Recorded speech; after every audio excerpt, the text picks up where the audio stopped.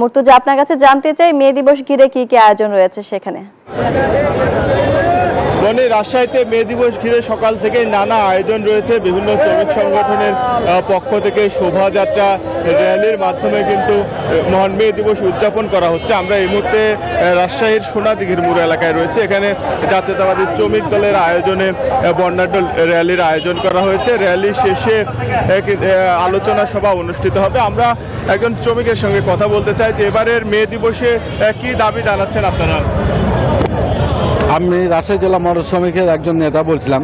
তো আমি রাজশাহী জেলা মোটর শ্রমিকের মালিকদের কাছে আমি একটা দাবি যে আমরা শ্রমিক, আমরা যেভাবে শ্রম দিই সেরকম আমরা পারিশ্রমিক পাই না। আর যে পারিশ্রমিক পাই সেটা আমাদের সংসার চলে না, আমরা হিমশিম খেতে হয়। এবং অনেক শ্রমিক আছে বৃদ্ধ হয়ে গেছে, তারা চিকিৎসা পায় না, চিকিৎসা থেকে বঞ্চিত। আমরা রাজশাহী জেলা মোটর শ্রমিককে আমরা চিকিৎসার জন্য একটা হাসপাতাল করেছি, যা রাজশাহী জেলা মোটর শ্রমিক হাসপাতাল নামে পরিচিত।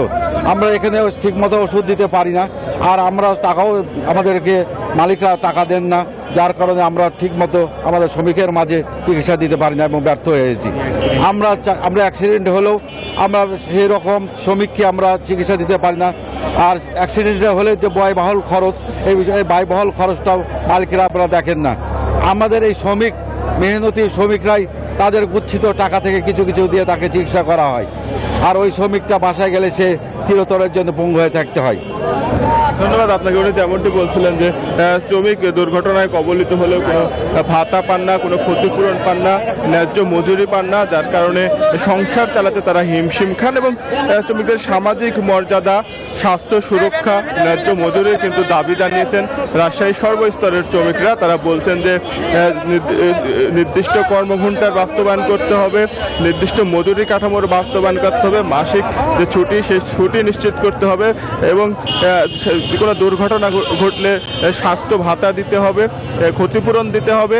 কিন্তু কোনোটি এখন পর্যন্ত বাস্তবায়ন হয়নি, ফলে শ্রমিকরা কিন্তু ন্যায্য অধিকার থেকে বঞ্চিত হচ্ছেন। আজকের এই মহান মে দিবসে তাদের প্রত্যাশা যে মালিক পক্ষ তাদের যে ন্যায্য যৌক্তিক দাবি রয়েছে সেসব দাবি বাস্তবায়নে জোর দেবেন এবং যৌক্তিক পদক্ষেপ নেবেন। পাশাপাশি তারা সরকারের প্রতি আহ্বান জানিয়েছেন যেন সরকার শ্রমিকদের ন্যায্য দাবি আদায়ের বিষয়ে কার্যকর পদক্ষেপ নেয়। শ্রমিকদের আর্থিক সুরক্ষা, স্বাস্থ্যগত সুরক্ষা, সামাজিক মর্যাদা, ন্যায্য মজুরির বিষয়ে যেন আর কখনো রাস্তায় দাঁড়াতে না হয়, সেই প্রত্যাশা কিন্তু রাজশাহীর সর্বস্তরের শ্রমিকরা করছেন। সকাল থেকেই রাজশাহীতে বর্ণাঢ্য র্যালির মাধ্যমে বিভিন্ন সংগঠনের আয়োজনে শ্রমিকরা রাস্তায় নেমেছেন। তারা মহান মে দিবসে নানা আয়োজনের মাধ্যমে পালন করছেন। রাজশাহীর বিভিন্ন সরকারি, বেসরকারি বিভিন্ন শ্রমিক সংগঠন, রাজনৈতিক দলের আয়োজনে নানা অনুষ্ঠান কিন্তু রাজশাহীতে অনুষ্ঠিত হচ্ছে। এই মুহূর্তে বাংলাদেশ জাতীয়তাবাদী শ্রমিক দলের আয়োজনে কিছুক্ষণের মধ্যে বর্ণাঢ্য র্যালি শুরু হবে এবং র্যালি শেষে আলোচনা সভা অনুষ্ঠিত হবে।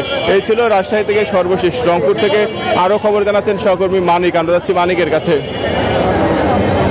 আপনি যেমনটি বলছিলেন রাজশাহীর খবর, আসলে উত্তরের বিভাগীয় নগরী রংপুরেও নানা সংগঠনের মাধ্যমে শ্রমিকরা আজকে রাজপথে নেমেছেন। তাদের দাবি, তাদের ন্যায্য অধিকার, আত্মমর্যাদা থেকে শুরু করে অর্থাৎ ঘাম ঝরানো শ্রমের যে মূল্য, এসবের দাবিতেই অর্থাৎ মালিক পক্ষের এবং সরকারের কাছে এসব দাবিতেই কিন্তু আজকে শ্রমিকরা রাজপথে নেমেছেন। এখন এই মুহূর্তে কিছুক্ষণ আগেই রংপুর জেলা প্রশাসকের নেতৃত্বে একটি বর্ণাঢ্য র্যালি হয়েছে। এই র্যালি শেষে এখন শিল্পকলা একাডেমিতে আলোচনা সভা অনুষ্ঠিত হবে। কিছুক্ষণের মধ্যেই প্রধান অতিথি বিভাগীয় কমিশনার তিনি এখানে আসবেন। এছাড়া অর্থাৎ জেলা প্রশাসক, পুলিশ সুপার সহ সর্বস্তরের নেতৃবৃন্দ কিন্তু এই আলোচনা সভায় অংশ নেবেন। আপনাকে যদি বলি যে শ্রমিকরা তাদের ন্যায্য অধিকার, বিশেষ করে রংপুর অঞ্চলে যে শ্রমিকগুলো রয়েছে অর্থাৎ নারী শ্রমিকরা, তাদের কিন্তু বিস্তর অভিযোগ রয়েছে মালিকদের পক্ষ থেকে।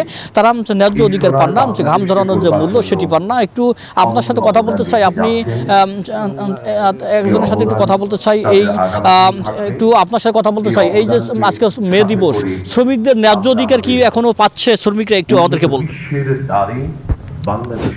ধন্যবাদ। অনেক জায়গায় এটা পাচ্ছে না। আমাদের শ্রমিকদের যে ন্যায্য অধিকারগুলো আমরা অনেক জায়গায় অনেক রকমভাবে বঞ্চিত হচ্ছি। তবে আমাদের সকলের উচিত এই বঞ্চিত যাতে আমরা না হই, এখানে একতাবদ্ধ হয়ে আমাদের আন্দোলন গড়ে তোলা উচিত এবং আন্দোলনের মাধ্যমে আমাদের ন্যায্য অধিকার আদায় করা উচিত বলে আমি কথা বলছিলাম একজন শ্রমিকের সাথে। তিনি বলছেন যে শ্রমিকরা কিন্তু এখনো ন্যায্য অধিকার পাচ্ছে না, তারা পদে পদে ভোগান্তির শিকার হচ্ছে। বান্ডেল থাকলে প্রতি সেনমানিতে টাকা বাঁচবে। বিকাশ সেনমানি বান্ডেল কিনে জিতুন প্রতি লেনদেনে।